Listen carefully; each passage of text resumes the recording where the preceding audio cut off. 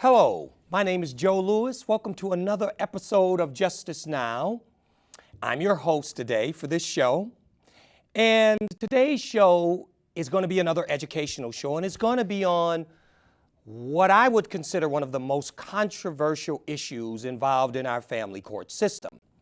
And that is the so-called laws and procedures implementing those laws that require a non-biological father to be required to pay and continue to pay child support for a child who is not biologically his. And so what I'm going to be doing today is I'm going to be trying in this discussion today to define this law, to go into the various laws in which created this law in the family court, and the family court case law and statutes that set up this precedent in the family court. I'm quite sure there are several fathers right now who is probably watching this show, and if you are one of those fathers who have found yourself in a situation where you are being required to pay child support for a child that is not biologically yours, then I would be, if I was you, I would definitely stay tuned, because this information is definitely going to be pertinent to you. Now, first I would like to start off with basically defining the law and the origin of the law. Now, like I said, men who are not the biological fathers, children, are being forced to pay child support because of their actions. And what most believe is not really any legal status or any legal precedent. Now, the court's action in these particular matters is supported by what is referred to as Equitable Doctrine Estoppel. Now, under this doctrine, the court may hold that because you acted as the parent or as the father and permitted the child to rely upon you, even though legally you are a stranger to the child. And I say legally because if you were, as a non-biological father, to step into any other of the branches of family court, to try to get any other different type of judicial relief, it would not be available to you, because there is no biological relationship between you and the child, unless the mother of that child deem that relationship is established by the court. And so the parent, the mother, biological mother, would have to give her basically okay for that. So even though you are legally a stranger to the child, because you have basically adopted the real responsibilities or the responsibilities of the real father, you have also adopted the financial responsibilities as well, and thus can be held under this legal term called Equitable Doctrine Estoppel. Now, once the courts make their determination, and when they make this determination, they can make it against basically anybody who may be involved as far as adopting the parental responsibilities of the child. You could be a stepfather or a friend. You could be, of course, a lover. You could be a grandparent. You could even be a deceived boyfriend or husband. And what I mean by that, you were led under false pretenses to believe, based off of information given to you by the woman or the said mother, that you are indeed the biological father of the child. Once the court has determined that you can be held under Equitable Doctrine Estoppel, the court can require you to pay and continue to pay child support for the child. Now, there are so-called public policies, and they provide what some people may call excuses. I would prefer the term reasons for the requirement of the non-biological parent to pay or continue to pay child support for the child when the relationship has ended. And some of those reasons are the child just simply needs support. It's in the best interest of the child because there's already been some sort of relationship established and reliance on that relationship by the child as put in place by the individual who has provided that relationship, the father, the step-parent, or whoever you may be. And because of that relationship, they feel that it may sort of deprive the child of having the sort of two-parent status, what they would consider in a situation with a child with two biological parents. Other reasons are from a taxpayer perspective. Some of these mothers find themselves having to apply for assistance through social services. And so social services, as a party enforcing the payment of child support, actually see that as bringing some relief to the taxpayers who find a lot of their taxes going, which is taken from them, going to support the mother and the child. Now, from my perspective, from what I see, the most damaging aspect about all this is that, in my view, it deters any individual who would like to step forward and be that sort of good Samaritan to withdraw their good Samaritanship due to the fact that it may deem them responsible legally for obligation that they really feel that is not theirs to really have to fulfill. Now, because of the doctrine, Equitable Doctrine Estoppel, due to this doctrine, the non-biological father could be subject to these things legally, like search and seizure. He could be forced to be a witness against himself. He can be ultimately prosecuted and punished. And at the end of this process, in my opinion, that non-biological father has been deprived of life, liberty, the pursuit of happiness, all these things that are found in our Declaration of Independence and provided in our Constitution. All these things can be done under the doctrine of Equitable Doctrine Estoppel. Now, I know you're probably asking yourself, Equitable Doctrine Estoppel, legal term, what does it mean? Okay, define that for me, Mr. Lewis. I'm having a problem understanding that. So what I'm going to do is I'm going to take all three words. Equitable, I have a legal definition for. Doctrine, legal definition for. And estoppel, legal definition for. Now, all these definitions that I will be giving you comes from the Merriam-Webster's Dictionary of Law, and I'll also be using the Webster New World Dictionary and Thesaurus to define these terms for you, and that way you have an understanding of what these terms mean. Now, equitable, based off of Merriam-Webster's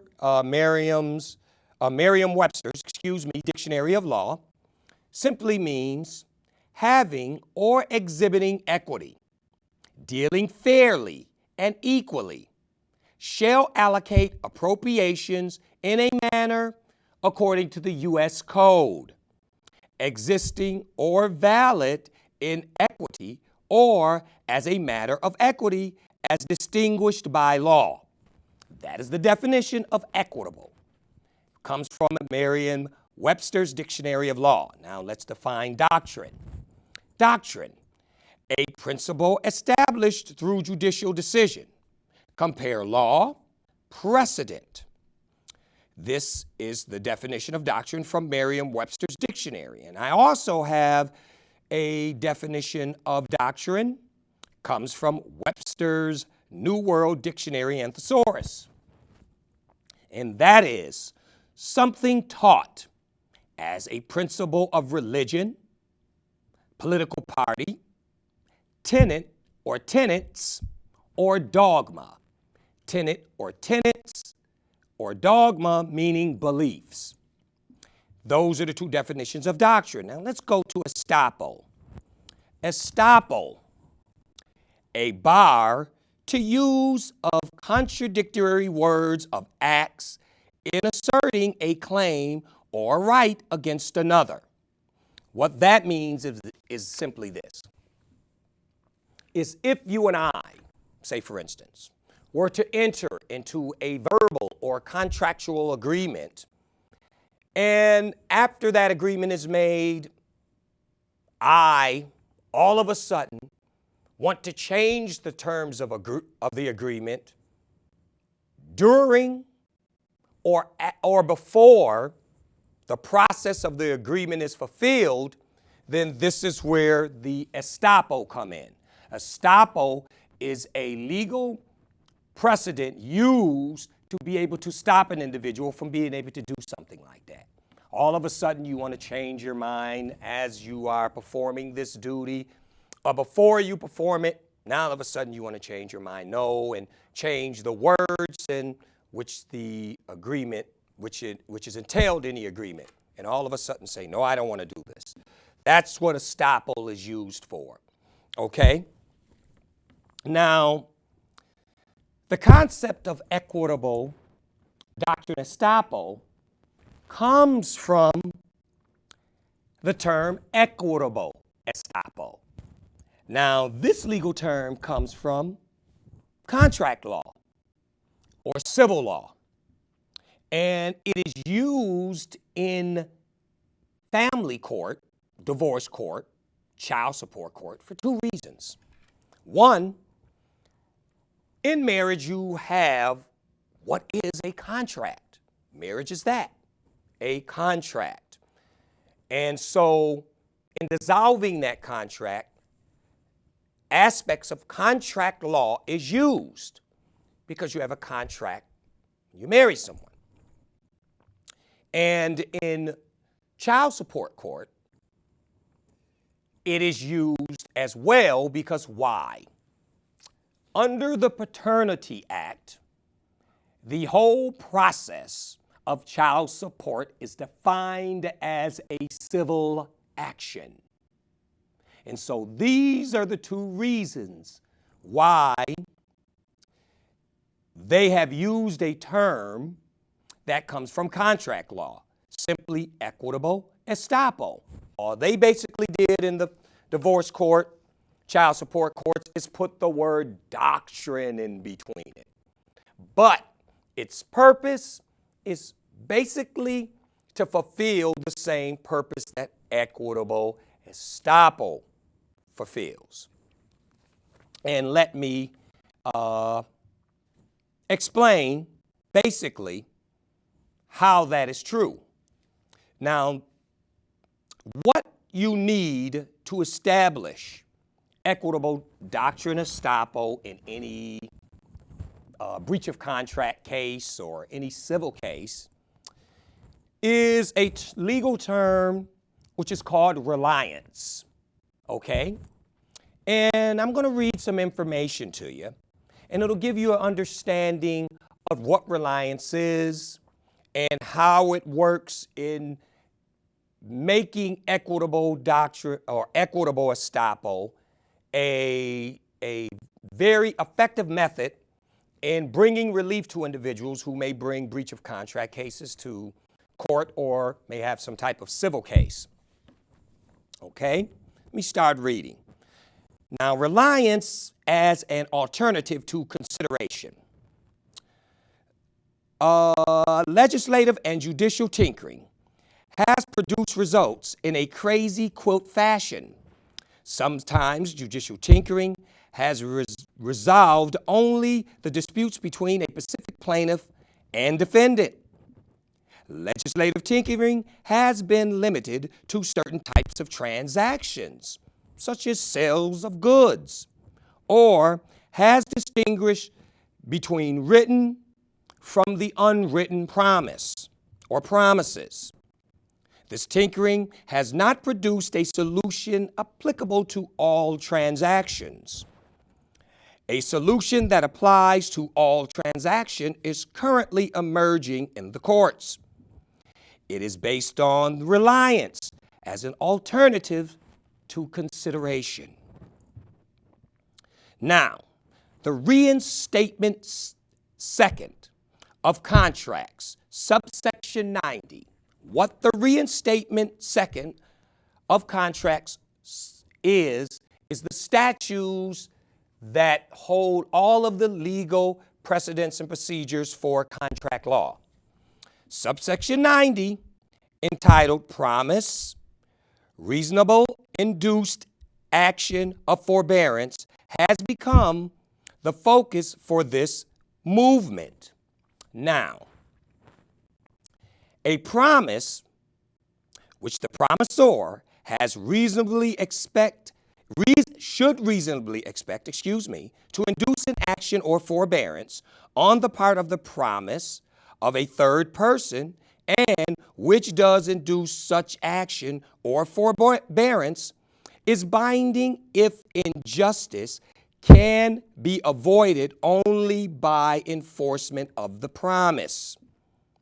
The remedy granted for breach may be limited as justice requires. Now, what that means is this. If you make a promise, you, the promisor, make a promise to me, the receiver of the promise, the promisee, and you all of a sudden do not fulfill that promise, and my only way of getting any judicial relief is to seek a judicial remedy, then the court will grant me that judicial remedy, and it also will be granted based on the level in which they perceive the injury to me by the promisor, which would be you, breaching your promise to the promisee, which would be me, may cause me. Okay? Now, what you need here is 4 elements to basically have reliance as an alternative to consideration. And I'm going to go through those 4 elements, which will basically back up somewhat what I just stated to you. Okay? The first element is a promise by a promisor. It's one of the first of the 4 elements that sets up reliance. The promisor should reasonably expect the promise to induce action or forbearance on the part of the promise. Okay? Which means you, because of this promise, you are respecting some type of action to be taken to fulfill the promise made to you. The promise does not induce such action or forbearance, which means you made this promise. I expect you to keep your word, and all of a sudden you decide not to go through or carry through with the promise made to me. Injustice can be avoided only by enforcement of this promise. Means your willingness or willfulness not to complete or fulfill the promise made to me, you have left me no choice but to take you to court and seek some type of judicial remedy for the promise that you breached or broken to me. Now, those are the four elements needed for reliance. And I need you to stay with me here because reliance sets up equitable estoppel, which in turn the family court, divorce court, child support court gets this idea of the use of equitable doctrine estoppel. We continue reading. The reinstatement second of contract subsection 90 makes the point that the remedy granted for breach may be limited to justice requires, simply meaning you have to take a look at what the damages are before they give you the relief that they're going to give you, and they're going to make sure that the relief is in line with the damages caused to you. Now, since reliance substitutes consideration, justice may require the remedy for breach of the offerer's promise be limited to a compensation for the injury induced of the offeree's reliance on the offerer's promise, which is what I just said. They're going to make sure that when you receive this remedy, that it is in line with what the damages are based on the offerer breaching his promise to the offeree. Now, courts, however, have paid little attention to the limitation and have given the offeree an expectation remedy. That is, the courts have given the remedy that would place the offeree in the position he or she would have been in had the contract been fully performed. Okay? Now, there you have equitable doctrine estoppel and the legal precedent that needs to be set in order to have equitable doctrine estoppel, and the elements, which is reliance, of course, let me say that first, and the four elements needed to prove reliance, okay? All of this is the birth child of equitable doctrine estoppel used in the family court. Now, let's take a look at the case law used to establish equitable estoppel in the contract or civil court. Contract law or civil court. Let's take a look at two cases, two major cases. You have Ricketts versus Scawthorne and Feinberg versus Pfeiffer Company. Now, both of these, in the whole process of the case, demonstrates the illustration of reliance, and that's before and after the promulgation of the reinstatement of contract subsection 90. Now, in Ricketts, this is basically the case in a nutshell. It involves a early evolutional stage of reliance. Mrs. Scawthorne, had been given a $2,000 note by her grandfather, okay? Now, Mrs. Scawthorne's grandfather passes. Now, the executive of Mrs. Hawthorne's grandfather's estate refuses to pay. So, of course, Mrs. Scawthorne sued to enforce her note. And in doing so, the court had to ask several questions. Because at this time, reliance wasn't being used. They were actually using the term consideration. And so this was the birth child of reliance in equitable estoppel. And they asked several questions. Those questions are, was the grandfather's promise without consideration? The question two, in looking for precedent, does the court agree with the rationale of the church and colleague cases, which were case law used to determine the outcome of this case? that the expenditures of the money or assumption of liability by the faith of the promise constituted a value and sufficient consideration. 3, what rationale did Rickard's courts prefer? Now let's go into the case. Now the courts use the phrase equitable estoppel. In this case is where it was born. What it does is compare the elements for equitable estoppel in the Rickard's case in those set forth previously for Reliance. It's basically what they did, use those 4 elements that they used in Reliance. In this context, equitable doctrine estoppel means the party challenging the lack of the consideration for his or her promise is precluded from doing so because his or her promise induced the other party to rely to his or her detriment. If equitable estoppel is taken to its logical conclusion, the preclusion of the lack of consideration argument leaves the promise as if it had consideration and thus an offer. The offer forms a contract. The contract is enforced like all other contracts. This protects the non-breaching party and thus entitles them to restitution. So there you have it. In the first case of Rickards versus Scotthorne, they used the 4 elements that basically gave the birth child to equitable doctrine estoppel, which were the 4 elements of Reliance. Now let's take a look at Feinberg versus Pfeiffer's Company. Okay, let's go into this case.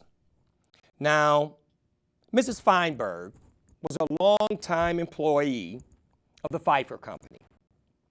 And what happened here was that she was promised retirement income when she retired. 18 months later, Mrs. Feinberg retired. Now, relying on the Pfeiffer's Company's promise, to give her a retirement income, she retired on those bases. You know, she was ready to retire. She was given this promise. She relied on it. She retired thinking, okay, I'm going to have a income coming in because of their promise. What happens is, once the Pfeiffer Company changes management and the new management comes in, guess what? The new management refuses to pay the retirement to Mrs. Feinberg. So what Mrs. Feinberg does is, of course, she sues for her retirement. Now, in the Feinberg case, similar questions were answered because they were asked to establish this new birth child of Reliance for this new term, equitable doctrine estoppel. Okay? And so the questions asked in the Pfeiffer case were simple. Was the Pfeiffer Company's promise really without consideration? Why does the court use the phrase promissory estoppel rather than equitable estoppel? Another question, should the term estoppel even be used? Would reliance or detrimental reliance be a better term? Here is reliance now coming to birth in the Feinberg versus Pfeiffer case.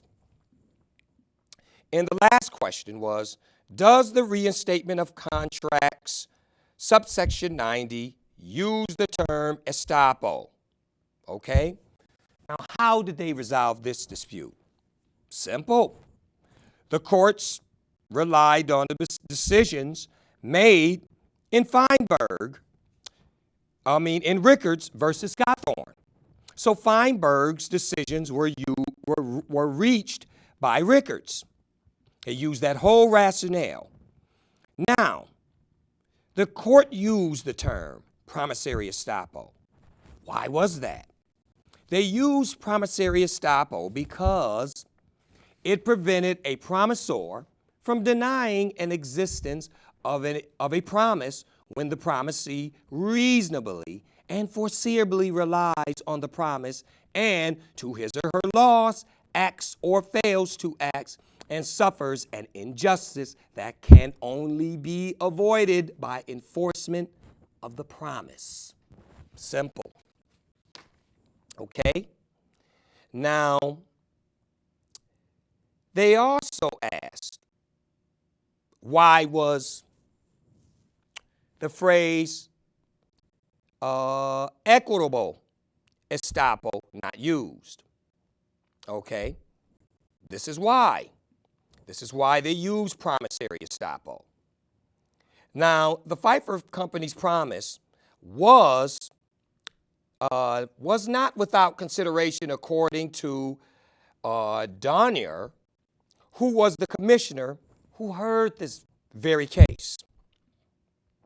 And what Donnier looked at in speaking was the doctrine of promissory estoppel used by Judge Lernhan in the case of Porter versus the Commissioner of Internal Revenue. What he said was promissory estoppel is now a recognized species of consideration. Once it became part of consideration, it thus became part of establishing reliance, fitting into the four elements used to make reliance, thus equitable doctrine estoppel, thus equitable estoppel, thus equitable doctrine estoppel. Okay? Now, what I would like to do next is take a look at the cases or the case law that help establish equitable doctrine estoppel in our family courts, in our divorce court, child support court. Now, let's look at these cases. Now, the cases that establish equitable doctrine estoppel in the divorce and child support courts are the case of Johnson versus Johnson. We have Nagard versus Nagard. And we also have the Paternity Act. These are the case law and statutes used to set up the legal term and precedent of equitable doctrine estoppel. Now let's take a look at the Paternity Act. Read some information here to you. Now the Paternity Act, which is a legal statute, describes the legal step-by-step procedures for an unwed mother to seek child support for her child from the man who she claimed to be the father. In this step-by-step procedure is the act of testing for paternity to establish that the man stated to be the father by the mother is indeed the father. Now, I found one section particularly interesting, which was Section 4 of the Paternity Act. And let me say this to you. The Paternity Act is online in the public domain, and if anybody would like to read it for themselves, all you would have to type in is the Paternity Act. It will come right up, the whole federal statute. You can read it for yourself. And so I just want to let you know that. And I found interesting Section 4 of the Paternity Act, which was entitled under all these different titles because it basically dealt with all these different aspects of the step-by-step procedure. That is the paternity proceedings, parties, venue, action not required, commencement of action, statute of limitations, initiating and conducting proceedings, utilization of child support formula, verification of complaint, charge, summons, default judgment, genetic paternity testing. Next, friend or guardian ad litem, right of indigent defendant, order of affiliation. Now, guardian ad litem is sort of like a law guardian. So I just wanted to let you know that, just in case if you didn't know what that meant. Now, this is the, legally, this is what gives the right to the alleged father who requests by law the right to receive a paternity test to establish the claim of paternity. This is in the Paternity Act. Statute, step-by-step procedure for child support. Now, this is clearly stated in Section 4 of the Paternity Act in subsection 2 and 3, which I'll read to you. Now, the Paternity Act, Section 4, subsection 2 states, an action to determine paternity shall not be brought under this act if the child's father acknowledges paternity under the acknowledgement of the Parentage Act, or if the child's paternity is established under the law of another state. What that means is if you, as the father, acknowledges paternity according to the Parentage Act, or your paternity has already been established in another state, then you may be denied, of course, the paternity test. Okay? All right? Now, an act, let me read subsection 2. An action under this act may be commenced during the pregnancy of the child's mother or at any time before the child reaches 18 years of age. Okay? Now, this means that if you, as the man, believe that you are not the father of the child, then he has a legal right to the claim a paternity test under Section 4. Now, also, Section 4, subsection 7 and 8 ensures this paternity testing. Let me read those two to you. Now, if after service of a process, the parties fail to consent to an order naming the father as the child's, naming the man as the child's father, as provided in this act within the time permitted for a responsive pleading, then the Family Independent Agency or its designee may file and serve both the mother and alleged father with a notice requiring that the mother, alleged father, and child for genetic testing, genetic paternity testing, as provided in Section 6. Now, subsection 8 says, if the mother, alleged father, or child does not appear for genetic paternity testing as provided in subsection 7, then the Family Independent Agency or its designee may apply to the court for an order compelling genetic paternity testing as provided in Section 6, or may seek other relief as permitted by the statute or court rule, which means that you have a right as the father or the individual accused as the alleged father to paternity testing. Let me go on further to read. Now, we have Section 12, which, if you read it, is put there for any false complaints made against you. If you as the father have a false complaint made against you, this is what Section 12 says. Any person making a false complaint under this act as to the identity of the father or the adding of or the aiding, or abetting therein shall be guilty of a misdemeanor. This section shall not apply to an authorized official of the Department of Social Services who is in good faith filed a complaint under this act based upon information and belief. This is in the Paternity Act. So apparently there's already a punishment there if you perjure yourself. If you get in there and you give them false information, basically, there's a punishment in this statute. Now let's look at the case law of Johnson versus Johnson and Nagard versus Nagard, okay, which established equitable doctrine estoppel. Now, both of these cases have four major similar issues involved in the content of each case. For example, in both cases,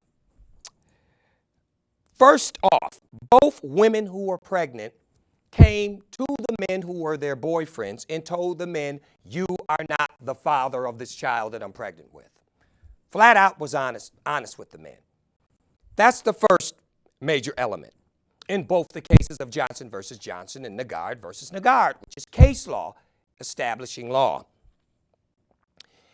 And two, in both these cases, the pregnant women had planned to either abort or give the child up for adoption due to the fact that they just wasn't ready to be mothers. They couldn't financially take care of a child. It was a 18 to 21 year obligation that they just wasn't ready for. Okay, so in Johnson versus Johnson and Nagard versus Nagard, both these women were going to basically get rid of the children.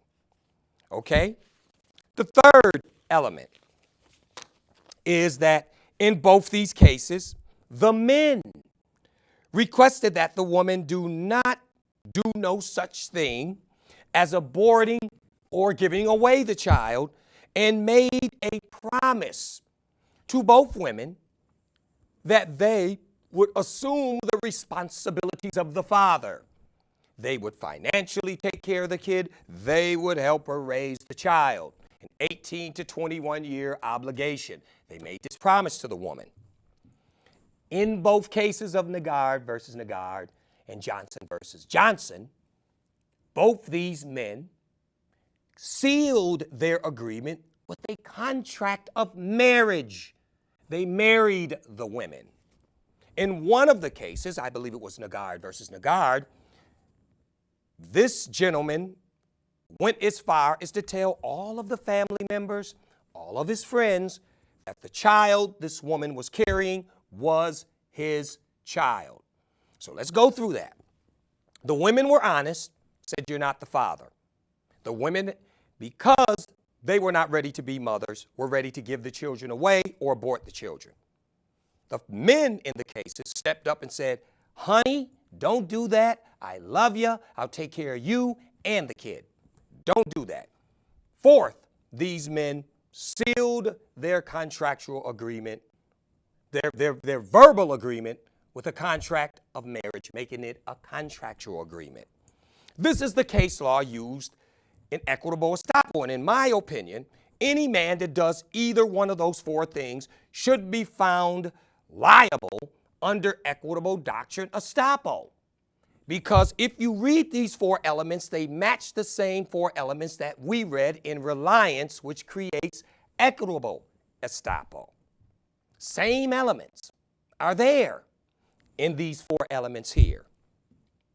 But what we have with the application of this equitable doctrine estoppel is a problem which has arose in the family court. Why?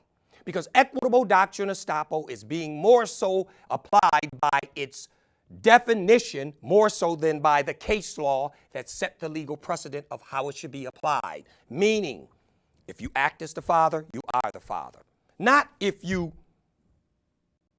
woman's honest, tells you that you're not the father, says she's going to abort the child, you say, no, honey, don't do that. I'm going to take care of the child and make a promise to resume those responsibilities and seal it with marriage or a contract.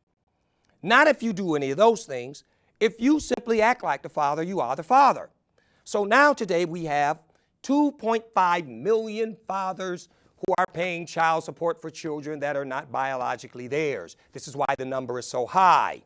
It is being applied to men who have had one-night stands with women, never seen a woman again, finding out that they have a child and a child support case laid upon them, they are being made to pay child support for the child that's not biologically theirs. Is being forced against individuals who have been in relationships and their relationship is ended.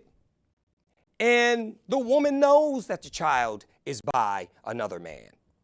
In the first example, as well as this example. And yet and still puts a child support claim against this man. He is being made to pay child support for the child. It is being done against men who are being lied to. Okay, these men are making a promise to a woman based off of false information to a promise that, of course, is triggered by false information given to him. The woman tells him, "You are the father." He says, "Are you sure?" She says, "Yes, you're the dad." He says, "Well, okay, I'm the father. I'll take care of the child."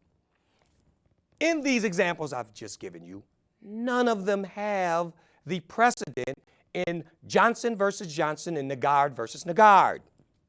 And so you have men that are being made to pay child support for children who are not biologically theirs, with the biological proof to prove it, who have not made a promise to the women, who have not sealed any promise with any contractual agreement, who have had women in none of the cases who have been honest with them. And let me remind you, in the Paternity Act, there is a precedent set in the Paternity Act for false information given in retrospect to the identity of the father, which is punishable by a misdemeanor. In none of these cases, the women are being punished. So here's the problem. We have 2.5 million fathers today paying child support for children that are not biologically theirs, with the biological proof to prove it, not being allowed to litigate the cases. The men that I described are not meeting the requirements in Nagard versus Nagard, Johnson versus Johnson, and the women in these cases are very dishonest, and the precedent set in the Paternity Act, as far as false information being given, is not being applied. So what do we have? A problem in the courts. Let me say again, if you are a father that fulfills the requirements and the legal elements set in Nagard versus Nagard and Johnson versus Johnson, you should pay. That's an 18-year obligation, 21-year obligation for this woman to raise a child. You promise to fulfill that obligation, you should fulfill it. You are fitting all the elements of reliance, thus making equitable estoppel, which equitable doctrine estoppel comes from. Now, but if you're not one of these men that fits this requirement, then in my opinion, there is being a grave injustice committed against you. In my opinion, you should be relieved of the fact that you should be relieved due to the fact that you have not met these elements. Now, when you look at this, how does the court remedy this situation? And it is easy. Most of the rules to limit to fix this problem are in the Child Paternity Act. There are several estoppels that can be used that makes a contract null and void when the contract is formed under false information. Okay? And so there is laws out there. And if marriage is a contract, which it is, the Paternity Act defines child support as a civil action. Why not use all these estoppels as you are using Equitable Doctrine Estoppel? Use these other estoppels that prevent a contract, a person being held to a contract that was set up under false information. The laws are there. The remedies are simple. All you have to do is simply utilize them. Thanks for tuning in. My name is Joe Lewis. You have watched Justice Now, coming to you from Channel 15, Public Access Television, the People's Network. Thanks for tuning in. Till we meet again, May God bless you.